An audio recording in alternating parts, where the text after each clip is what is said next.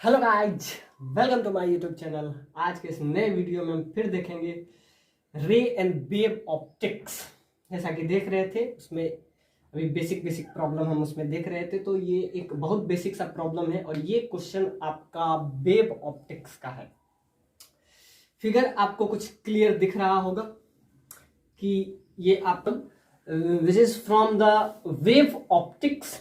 जब भी हम वेव ऑप्टिक्स एक बार हम एच.सी. वर्मा से हम करवा चुके हैं, तो अगर आप उस बुक से कर लिए हो तो मुझे नहीं लगता है कि ये सब बहुत सारा चैप्टर में तो दिक्कत नहीं आएगा। कुछ ऐसा चैप्टर है जहां पे ये थोड़ा सा वेराइटी चेंज कर सकता है, तो इसीलिए हम एच.सी. वर्मा को ज्यादा प्रेफरेबल देते हैं, क्योंकि उसका बहुत सारे कंसेप्ट, नॉट प्रॉब्लम तो वैसे भी जेई कभी रिपीट नहीं करता, लेकिन कंसेप्ट बहुत, ये प्रॉब्लम, इस टाइप का प्रॉब्लम हम पहले जब हम एच.सी. वर्मा वाला सीरीज चला रहे थे तो उसमें हम बहुत सारे इस टाइप का प्रॉब्लम हम किए हैं। बीच में वेसल आ गया तो कितना दूर उसका ब्राइट बनेगा, डार्क बनेगा, नीचे कैसा बनेगा, उसका शेप क्या होगा, ये सब सारा हम डिस्कस कर चुके हैं। तो आइए आज के इस लेक्चर में जेईई एडवांस 2001 में ये क्वेश्चन बहुत ही बेसिक क्वेश्चन है और ये 5 मार्क्स का।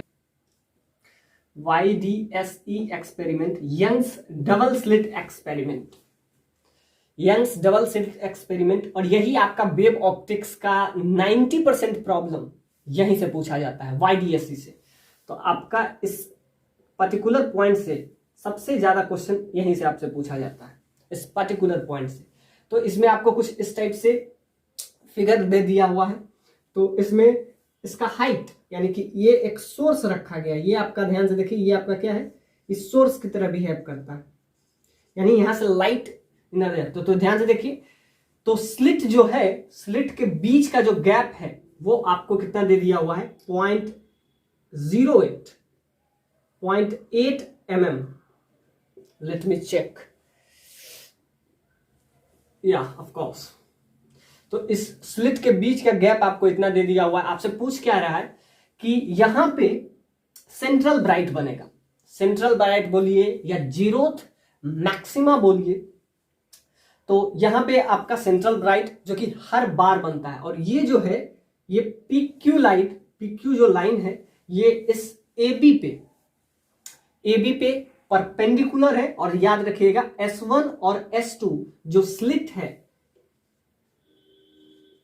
इसको क्या करता है, बाइसेक्ट करता है। तो S1 S2 को ये क्या करता है, बाइसेक्ट करता है, उस पर परपेंडिकुलर है, और ये आपका है सेंट्रल ब्राइट। अब ध्यान से देखिए, आपसे पूछ क्या कह रहा है, calculate the position of central bright on other wall that is CD, on other wall that is CD with respect to the line that is OQ। CD, और ध्यान से देखिए OQ, तो O और Q, तो ध्यान से देखिए यहां से इसका क्या है, ये CD जो है एज ए स्क्रीन की तरह है, तो इसका जहां पे भी मैक्सिमा बनेगा या जहां पे भी मिनिमा बनेगा। तो आपसे पूछ क्या रहा है, इसमें कर क्या रहे हैं, no the liquid is poured into the vessel and filled up at OQ। तो ध्यान से देखिए OQ तक इसका क्या करेंगे, इसमें हम फिल कर देते हैं और उसके बाद इसका हम इमेज बनाते हैं। तो ध्यान से देखिए, पहले हम फिल नहीं करते हैं तो क्या होता है, ब्राइट बनता है, और वो कहां पे बनता है, OQ पे ब्राइट बनता है। लेकिन अब इसमें हम क्या किए, अब इसमें हम एक रिफ्रैक्टिव इंडेक्स यूज कर रहे हैं, यानी कि एक हम लिक्विड यूज कर रहे हैं, तो उसका कुछ ना कुछ रिफ्रैक्टिव इंडेक्स होगा। सपोज दैट उसका रिफ्रैक्टिव इंडेक्स हम म्यू ले लेते हैं, तो ये आपका है refractive index, refractive index of liquid, उस लिक्विड का रिफ्रैक्टिव इंडेक्स। तो यहां पे आपको दिया हुआ है कि the central bright fringe is found at Q। Central bright fringe जब हम क्या करते हैं कि उसमें लिक्विड को पोर कर देते हैं, तब सेंट्रल ब्राइट कहां पे बनता है, तो यहां पे बनता है, is the point that is Q with respect to OQ। Now liquid is poured into the vessel and filled up to OQ, और OQ तक इसको हम क्या करते हैं, इसका हाइट आपको दे दिया 40 सेंटीमीटर, इसमें फिल करते हैं और यहां तक जब हम इसको फिल कर देते हैं तब इसका सेंट्रल फ्रिंज है, it is formed at Q. So calculate the refractive index of liquid. तो इस लिक्विड का, यानी इसमें जो लिक्विड हम फिल कर रहे हैं, आप बताइए कि उसका म्यू का वैल्यू क्या होगा. तो ये क्वेश्चन जो कि YDSC से पूछा है और ये वेब ऑप्टिक्स का बहुत ही शानदार क्वेश्चन है और ये क्वेश्चन आपको JEE एडवांस 2001 में 5 मार्क्स का पूछा है. तो इसमें आपको कुछ ऐसा दिख रहा है कि ये आपका YDSC एक्सपेरिमेंट है और यहां से सोर्स आपका ये है, ये आपका सोर्स है. तो जब हम पहले सीरीज कर रहे थे SC वर्मा वाला, तो उसमें इस टाइप का क्वेश्चन हम बहुत सारा किए थे, तो ये क्वेश्चन आपके लिए नॉट ए बिग डील. अब क्या किए हैं, इसमें हम एक लिक्विड को फिल किए हैं और उसका हम देखेंगे कि सेंट्रल ब्राइट जो बनता है वो यहां पे बनता है. तो यहां से आपको दिख रहा है कि ये स्लिट के बीच का गैप जो कि 0.8 mm दिया हुआ है, तो इसका कहीं ना कहीं ब्राइट बनेगा. तो पहले इसमें हम जो एक लिक्विड फिल किए हैं जिसका रिफ्रैक्टिव इंडेक्स हम क्या ले लिए, म्यू, और यही आपको इसमें निकालना है. तो जब हम इसकी बात करते हैं और अगर हम अल्फा निकालें, यानी कि 10 अल्फा की बात करें, तो 10 अल्फा जो होगा परपेंडिकुलर बाय बेस. तो 10 अल्फा की बात करें और ये आपका जो है, ये इन दोनों स्लिट का मिड पॉइंट है. तो ये आपका जो है स्लिट और स्लिट के बीच, तो ये 0.4 mm ये हो जाएगा और ये नीचे वाला भी आपका इतना हो जाएगा, आपका 0.4 mm और ये भी आपका हो जाएगा 0.4 mm. तो यहां तक बात समझ में आती है. तो अब जब हम इसमें हम मोनोक्रोमेटिक लाइट देते हैं, तो मोनोक्रोमेटिक लाइट जब इससे गुजरेगा तो पहले हम इसका 10 अल्फा निकाल लें और इसमें हम निकालते हैं हर बार की तरह पाथ डिफरेंस. तो पाथ डिफरेंस क्या होता है, तो पाथ डिफरेंस हमेशा होता है डी दोनों स्लिट के बीच का गैप. अब ध्यान से देखिए, 2 D आता है, एक स्मॉल डी. तो स्मॉल डी जब भी आए तो स्लिट के बीच का गैप, यानी कि डिफरेंस बिटवीन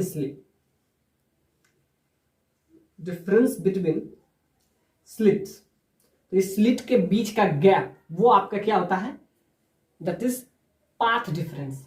तो और अगर ये स्लिट के बीच का ये जो स्मॉल डी है, ये स्लिट के बीच का गैप, और कैपिटल डी अगर हम बात करें तो कैपिटल डी ये वाला होता है जो कि आपको इस क्वेश्चन में दिया हुआ है. तो ये एक्चुअली में कैपिटल डी होता है कि उस स्लिट से उस स्क्रीन के बीच का जो डिस्टेंस होता है, यानी कि ये distance between slit and screen. तो स्लिट और स्क्रीन के बीच का ये जो गैप होता है, जो कि इसमें आपको 10 सेंटीमीटर दिया हुआ, ये आपका कैपिटल डी है और स्मॉल डी होता है उन दोनों स्लिट के बीच का गैप, जो कि आपको 0.8 mm इस क्वेश्चन में दिया हुआ है. तो यहां से अगर हम 10 अल्फा की बात करें, पाथ डिफरेंस जब भी निकालें इस टाइप के क्वेश्चन में, तो आप हमेशा याद रखें डी, इसमें हो जाएगा डी साइन अल्फा और इसमें हो जाएगा आपका डी साइन थीटा. और ये क्या हो जाता है, पाथ डिफरेंस. तो हमेशा याद रखेंगे ये, जब हम वेब ऑप्टिक्स पढ़ा रहे थे तो उसमें हम बताए थे कि जब भी आपको पाथ डिफरेंस निकालना हो और उसके सेंटर से एंगल, ये जो एंगल है ये थीटा एंगल बना रहा है, तो उसका अगर पाथ डिफरेंस की बात करें तो क्या हो जाएगा, D sine alpha, D sine theta. और इसके केस में अगर हम बात करें तो ये जो एंगल पूरा सब्सटेन कर रहा है, किस पे सब्सटेन कर रहा है, तो उसके सेंटर पे, यानी कि स्लिट के सेंटर पे. यानी ये जो है एंगल सब्सटेन bye angle सब्सटेन on centre of slit. तो angle सब्सटेन on centre on slit, that is alpha, तो ये आपका आ जाएगा 10 अल्फा का वैल्यू, और 10 अल्फा का वैल्यू हो जाता है तो यहां से आपका आ जाएगा। और अगर इसके बीच में आपको पाथ डिफरेंस पूछे तो आप क्या निकालेंगे, डी स्लिट के बीच का गैप होता है, और एंगल जो है उसके angle subtend on the centre of this slit. तो यहां से 10 अल्फा की अगर हम बात करें तो 10 अल्फा बहुत सिंपल निकल जाएगा। 10 अल्फा होता है क्या है, परपेंडिकुलर बाय बेस। तो परपेंडिकुलर आपको इसमें कितना दे दिया हुआ है, 40। तो यहां से अगर परपेंडिकुलर तो ये यानी कि y1 by perpendicular by base, base आपका ये हो जाएगा। इस सेंटर से इसका डिस्टेंस जो कि आपको क्या दिया हुआ है, 2 मीटर दिया हुआ है। तो यहां से 10 अल्फा का वैल्यू आपको बहुत क्लियर निकल जाएगा। तो y1 दैट इज 40, और ये उसके रिस्पेक्ट में क्या हो जाएगा, 200, क्योंकि ये मीटर में है तो इसको सेंटीमीटर में कन्वर्ट करेंगे तो ये आपका आ जाएगा 1/5। सो 10 अल्फा दैट इज 1/5। अब अगर हम इसकी बात करें जो कि सेंटर पे ये थीटा एंगल बना रहा है, तो इसका जो पाथ डिफरेंस होगा वो साइन थीटा हो जाएगा। तो डी दोनों स्लिट के बीच का गैप आपको पता है, और साइन थीटा अगर इस केस में हम निकालें तो ये डिस्टेंस आपको नहीं पता है। तो यहां से अगर हम निकालें तो 10 थीटा की बात करें तो यहां से आपका निकल जाएगा y2 by this way, that is capital D distance between slit and a screen. So ये आपका आ जाएगा। तो यहां से हमको क्या चाहिए, हमको चाहिए साइन थीटा। तो साइन थीटा, लेकिन टेन थीटा ना तो आपको y2 पता है, तो y2 हम कैसे निकालें, क्योंकि इस केस में तो आपको पता था, लेकिन इस केस में आपको y1 नहीं पता है, लेकिन वही निकालना है, क्योंकि पाथ डिफरेंस जब निकलेगा तभी हम निकालेंगे उससे सेंट्रल मैक्सिमा का वैल्यू। तो पाथ डिफरेंस इसका होता है, तो जब थीटा एंगल उसके स्लिट के सेंटर पे सब्सटेंड करता है और डी उसके स्लिट के बीच का गैप होता है, तो डी साइन थीटा। और याद रखिएगा, when theta is very very small, very very small, जब ये बहुत स्मॉल होता है तो tan theta that is equal to theta, ये ऑलमोस्ट थीटा के बराबर हो जाता है। साइन थीटा भी थीटा के बराबर हो जाता है टेन थीटा के, जब थीटा वेरी वेरी स्मॉल हो।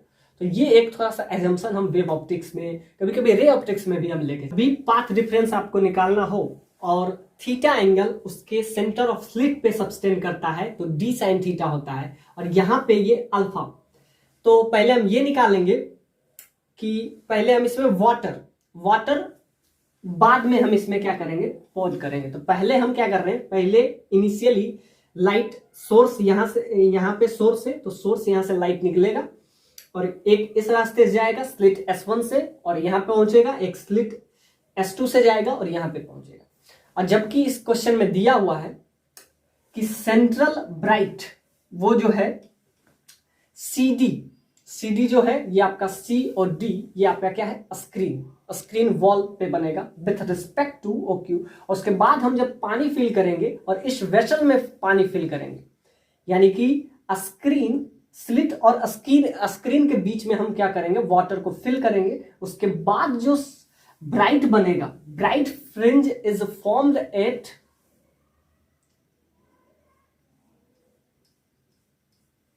तो ब्राइट फ्रिंज उसके बाद जो फॉर्म करेगा वो कहां पे करेगा, वो आपका करेगा इस पॉइंट पे, Q पॉइंट पे। तो यहां से अगर हम बात करें तो पाथ डिफरेंस इसके केस में निकालते हैं और उसके बाद हम क्या करेंगे, लास्ट में हम वाटर इसमें फिल करेंगे। तो पहले हम क्या कर रहे हैं, पहले हम इजीली वे में निकाल लेते हैं पाथ डिफरेंस होगा क्या। और अगर ये सेंट्रल ब्राइट है तो सेंट्रल ब्राइट में तो पाथ डिफरेंस यानी कि नेट पाथ डिफरेंस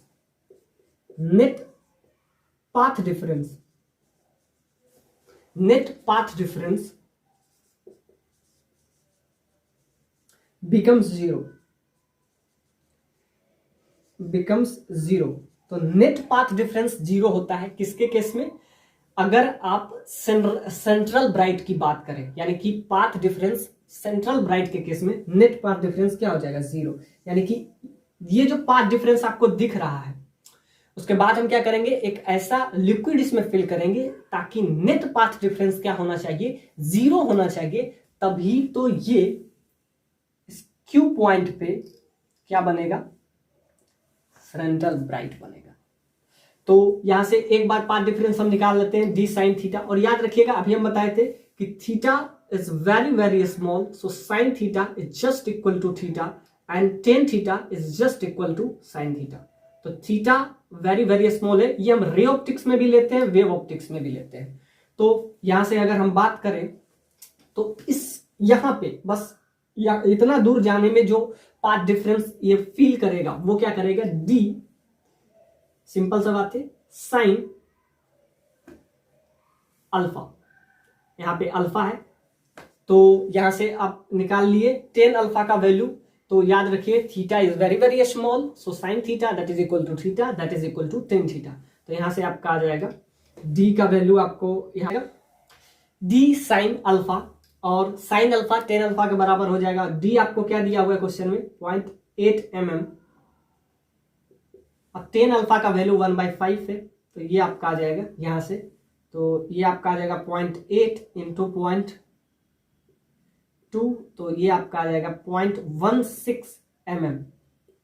तो ये आपका आ गया क्या, path difference, that is D sine alpha. यहां तक की बात करें कि यहां से सोर्स आपको दिया हुआ है, यहां तक जाने में इसके बीच में जो पाथ का डिफरेंस, पाथ डिफरेंस होता है क्या है, एक इस रास्ते से जा रहा है, एक इस रास्ते से जा रहा है। तो पाथ दोनों में जो चेंज आता है, यानी थोड़ा बहुत जो चेंज आता है वही आपका होता है पाथ डिफरेंस। मतलब दोनों के बीच में, अब ध्यान से देखिए, एक इधर से लाइट जाएगा और एक लाइट इधर से जाएगा, तो दोनों का जो पाथ है अलग अलग पाथ है।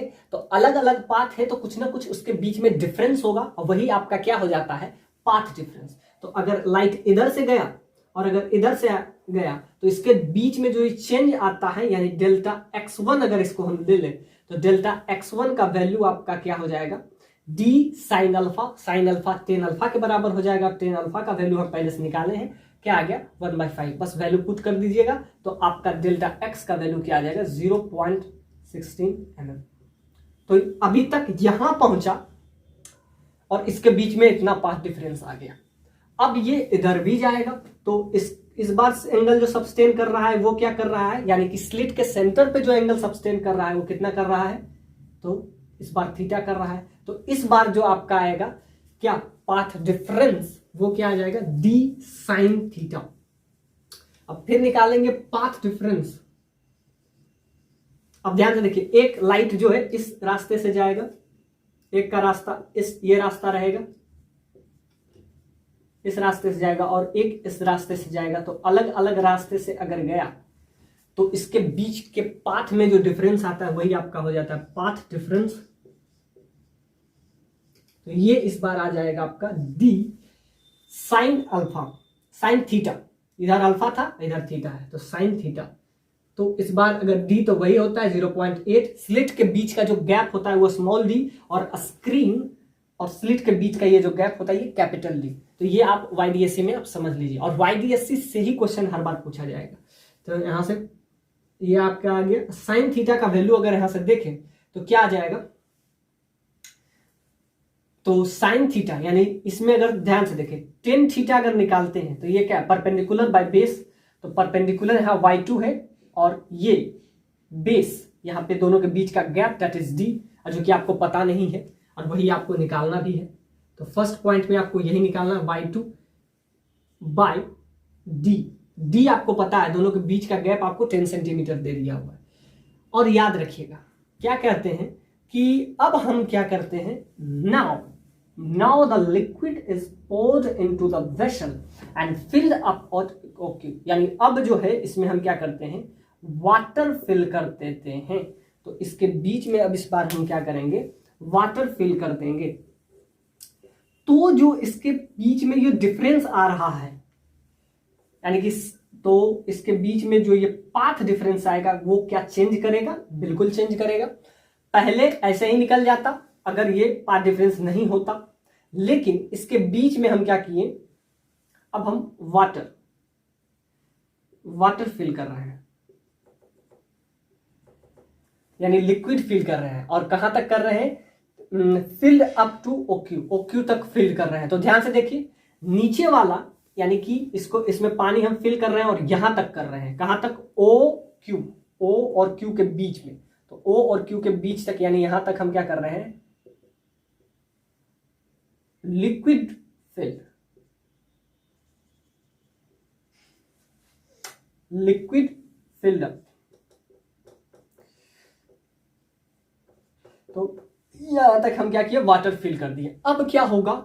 अब ध्यान से देखिए, और उसके बाद कहता है कि central bright fringe formed at OQ, यानी कि ये जो फॉर्म्ड, अगर ये वाटर नहीं होता तो ये सीधे निकल जाता, इस रास्ते से एक जाता और एक इस रास्ते से। तो हम कैसे निकाले पाथ डिफरेंस? तो C यहाँ पे D साइन थीटा निकाल लेते। लेकिन अब हम क्या किए, इसमें हम एक मीडियम यूज किए, यानी एक लिक्विड हम फिल कर दिए जिसका रिफ्रैक्टिव इंडेक्स जो है म्यू है।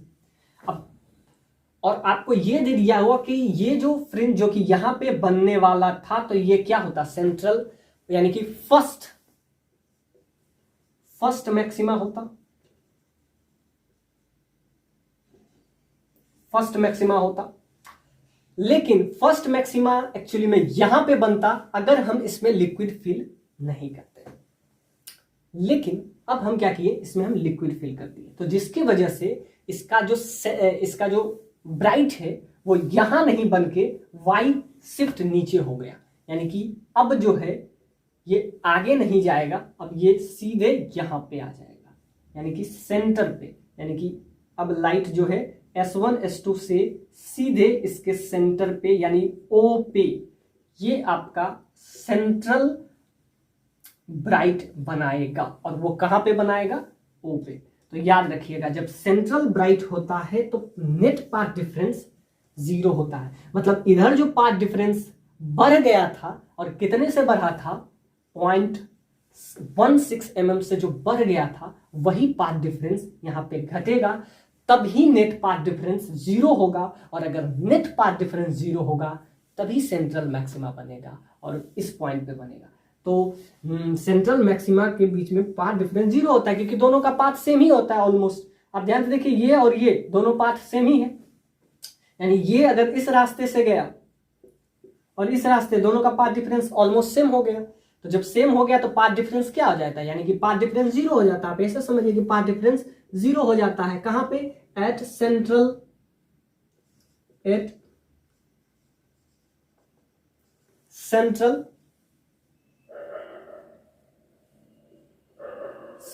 मैक्सिमम, या सेंट्रल मैक्सिमम बोलिए, सेंट्रल ब्राइट, क्योंकि दोनों। तो ध्यान से देखिए, यानी कि इतना जितना बढ़ा है उतना घटना पड़ेगा, तभी यहां पे आएगा। क्योंकि इस रास्ते में तो कहीं लिक्विड नहीं था, तो इस रास्ते में तो एक इस रास्ते से गया, तो दोनों के बीच का पाथ डिफरेंस 0.16 mm आ गया। अब इसको घटाना पड़ेगा, तभी तो नेट 0 आएगा, और नेट 0 आएगा तभी तो यहां पे सेंट्रल मैक्सिमा बनेगा। तो आप देखेंगे, तो अब हम इसका सेंट्रल मैक्सिमा कहां पे निकालेंगे? सेंटर पे, जिसके वजह से जो पहले पाथ डिफरेंस बढ़ गया था, अब उसको किसी न तरीके से हमको घटाना पड़ेगा। तो इसमें हम एक रिफ्रैक्टिव इंडेक्स जिसका म्यू होता है वो हम फिल कर दिए। तो यहां से अगर हम देखें तो ये क्या आ रहा था? पाथ डिफरेंस,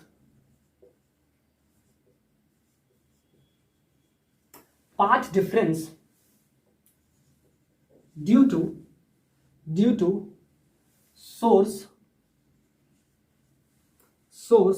अब इस पॉइंट को अगर हम देखें, path difference due to source PO, अब PO तक में, फ्रॉम टू द PO तक अगर पाथ डिफरेंस जो आया था वो क्या आया था? D sine alpha. और अल्फा क्या है? इसके स्लिट के सेंटर पे जो एंगल सब्सटेन कर रहा है। So D is difference between slit, और ये अल्फा क्या है? एंगल सब्सटेन बाय PS, एंगल सब्सटेन बाय PS एट स्लिट। तो ये आपका आ गया, और जो कि आपका क्या आ गया, डी आपको 0.8 दिया हुआ था, और साइन अल्फा 10 अल्फा के बराबर हो जाएगा, यानी alpha is very very small. तो यहाँ से हम मान ले आए, तो ये आपका आ जाएगा 1/5, इसका वैल्यू आ गया 10 अल्फा निकाल लीजिएगा। तो ध्यान से परपेंडिकुलर बाई बेस आ जाएगा, परपेंडिकुलर 40, और इसके बीच में 2 मीटर का गैप है यानी कि 200, तो ये 1/5 आ जाएगा। सो 1/5 मल्टीप्लाई करेंगे तो 0.16 mm आ गया। अब ध्यान से देखिए पाथ डिफरेंस इसके में। अब हम एक बार निकालते हैं पाथ डिफरेंस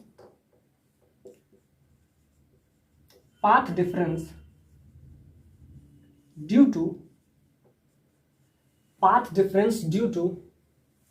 अब ध्यान से देखिए O और Q के बीच में, 2OQ, O और Q के बीच में। पहले हम क्या देखे थे, P और O के बीच में पाथ डिफरेंस, यानी इसके बीच में पाथ डिफरेंस, यानी P और O के बीच में हम पाथ डिफरेंस देख लिए थे। अब हम देखेंगे O से Q के बीच में पाथ डिफरेंस, यानी O से Q जाएंगे तब पाथ डिफरेंस क्या आएगा, एग्जैक्टली वही आएगा, D साइन थीटा इस बार हो जाएगा, क्योंकि अब जो एंगल सब्सटेन कर रहा है D, फिर स्लिट के बीच का गैप है, थीटा क्या है, ये जो एंगल सब्सटेन कर रहा है कहाँ पे, स्लिट पे जो, तो ये आपका D। तो इस बार जो होगा, तो ये जो बढ़ गया था, अब हम इसमें क्या किए, एक लिक्विड पोर कर दिए। तो ये जो स्लिट, और हमारा क्या चाहिए,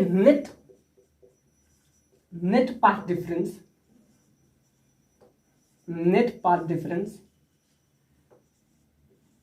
becomes 0 at central bright,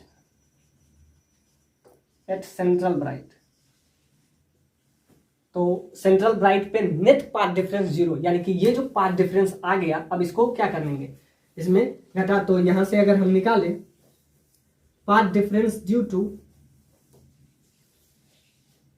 to ये आपका इसके वजह से O और Q के वजह से, तो O और Q के वजह से अगर पाथ डिफरेंस हम देखें तो यहां से आपका आ जाएगा D साइन थीटा, D का वैल्यू 0.8 आपको पता है mm, साइन थीटा का वैल्यू अगर निकालिएगा तो वो टेन थीटा के बराबर आ जाएगा, और tan theta perpendicular by hypotenuse. तो यहां से अगर हम देखें तो क्या होगा, ये जो पाथ डिफरेंस ज्यादा आ रहा था उसको हमको क्या करने का, रिड्यूस करना पड़ेगा इस लिक्विड के वजह से। तो यहाँ पे आपका आ जाएगा टेन थीटा, और टेन थीटा क्या हो जाएगा, परपेंडिकुलर, तो टेन थीटा हो जाएगा perpendicular, that is y2, perpendicular by base यहाँ पे आपका है, बेस आपका OQ, तो OQ यहाँ पे D है, तो ये आपका आ गया, और यही आपका हो जाएगा साइन थीटा का ही value. So theta is very very small. तो यहां से अगर हम निकालें तो ये आपका आ जाएगा 0.8 mm, और इसका वैल्यू आपका आ जाएगा, इसका वैल्यू अगर हम रखें तो आपका आ जाएगा y2/d, और ये जो पाथ डिफरेंस आया यानी ये आपका डेल्टा x2 है। So delta x1 plus delta x2, ये आपका आया था x1 और ये आया x2, और x1 प्लस x2 यानी कि नेट हमको क्या करना है, नेट हमको 0 करना है। तो x1 प्लस x2 क्या होना चाहिए, 0 होना चाहिए।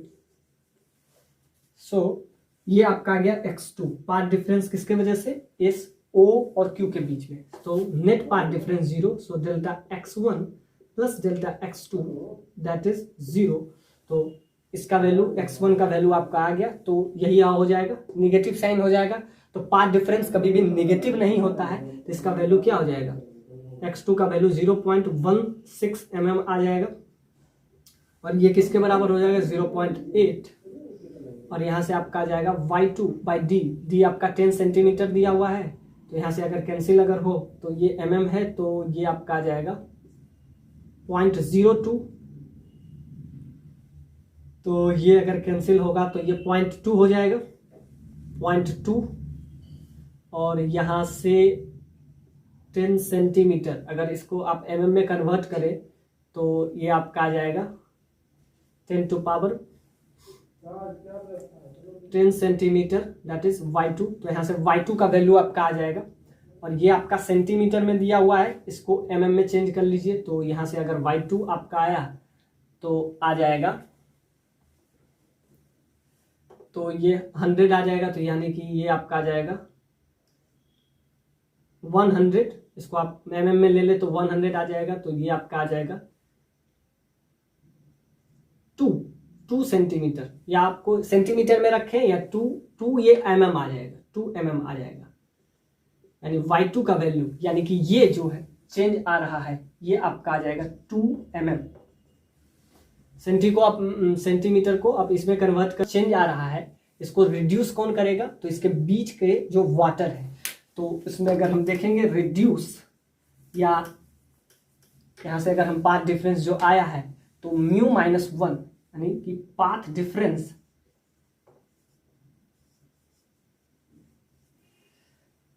reduced by liquid, that is 0.1 mm, इतना रिड्यूस किया, और ये बराबर किसका होता है, μ-1 इंटू इसके बीच का गैप, इसके बीच का गैप मतलब ये आपका स्लिट और स्क्रीन के बीच का गैप। तो यहां से अगर हम बात करें तो आपका आ जाएगा, जो आपसे लास्ट पॉइंट में पूछा है कि आप बताइए रिफ्रैक्टिव इंडेक्स, पहले वाला ये पूछा था कि आप y2 का वैल्यू बताइए, तो y2 का वैल्यू आपका क्या आ गया, 2 mm आ गया। तो अब जब इसका वैल्यू अगर हम निकालें तो आपका यहां से आ जाएगा, तो यहां से अगर हम बात करें तो ये आपका है 0.16 mm, that is equal to μ-1। ये इस टाइप का हम बहुत बार देखे हैं, μ-1 इंटू टी। अब ध्यान से देखिए, अगर ये मीडियम नहीं होता तो सिर्फ टी ये हो जाता, यानी कि ये घटता नहीं, तो इसके वजह से यानी कि ये पाथ डिफरेंस आ रहा है, रिड्यूस्ड हो रहा है इस लिक्विड के वजह से। और कितना रिड्यूस हो रहा है, तो इतना, यहां से अगर वैल्यू निकाले तो 0.6 mm, म्यू का वैल्यू म्यू ही रखें, और बीच का ये थिकनेस यानी बीच का ये जो गैप है वो कितना दे दिया आपका, 100 mm। तो यहां से आपका वैल्यू आ जाएगा,